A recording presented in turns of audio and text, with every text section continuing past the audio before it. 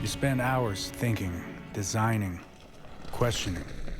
Also, you can spend a few seconds lost in one moment. No time to think, just reaction. Focus. All the worry and the want washed away by the rush.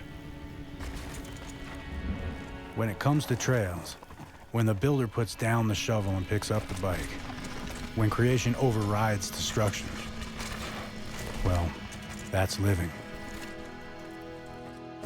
In a sweater poorly knit and an unsuspecting smile, little Moses drifts downstream in the Nile. A fumbling reply, an awkward rigid laugh, and I'm carried helpless by my floating basket raft. Your flavor in my mind is back and forth between sweeter than any wine, as bitter as mustard greens, and it's light and dark as honeydew and pumpernickel bread.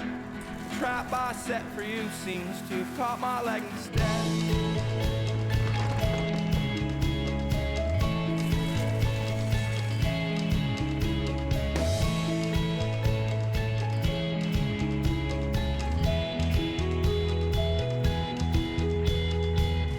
Go plow some other field and try and forget my name. We'll see what harvest yields, and supposing I do the same. I planted rose peas by the first week of July. They should have come up to my knees, but they were maybe ankle high. Take the fingers from your flute, weave your colored yarns, and boil down your fruit, preserves in mason jars. And the books are overdue, and the goats are underfed.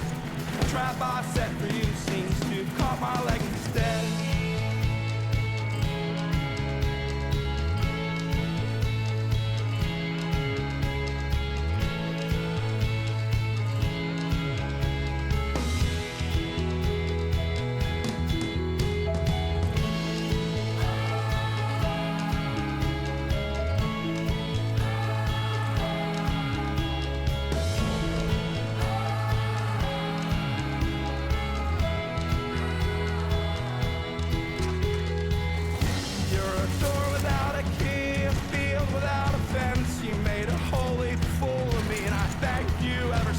And if she comes circling back, we'll end where we begun, like two pennies on the train track, a train crushed into one. But if I'm a crown without a king, if I'm a broken open seed, if I come without a thing, then I come with all I need. No boat out in the blue, no place to rest your head. The trap I set for you seems to have caught my leg instead.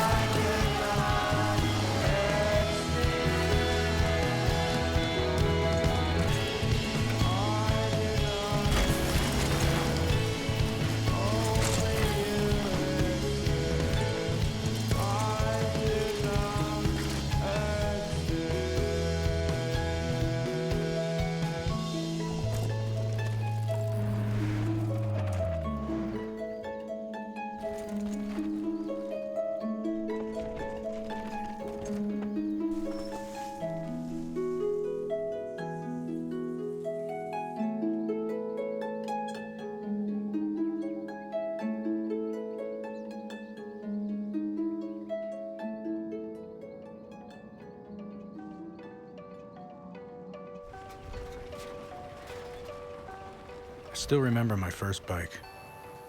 A perfect little banana cedar with big chopper handlebars and sparkling blue paint. Bright memories came on that miracle of ingenuity, cruising down the sidewalk, feeling big, even though I was only 7. In a second, the world grew exponentially. We found secret back alleys and jumps a whole 4 blocks away. We'd crash, get giant scrapes down our arms, race to the corner store as fast as we could, candy spilling out of our pockets like stolen gold. With every ride, every new adventure, the chrome would fade. The rust would creep into the paint. Other kids would show up with newer bikes. My best friend Jimmy got a BMX with treaded tires, no fenders. He could jump that thing like nobody's business. Then we found a trail, and the world changed again. We'd find ourselves deep in the forest, riding over roots, dropping in the gullies, caught in the rain. New kids would show up with gears and bigger wheels. And while I remained true to my ride, much like the chrome and the paint, my affections began to fade. My parents promised me a BMX when I got a little bigger, but for now, a chopper would have to do. One day, far gone in the woods, my perfect little banana cedar broke in two. The end of an age. I cried for a long time, even though a new bike wasn't far off. This thing had become a part of me. It still is.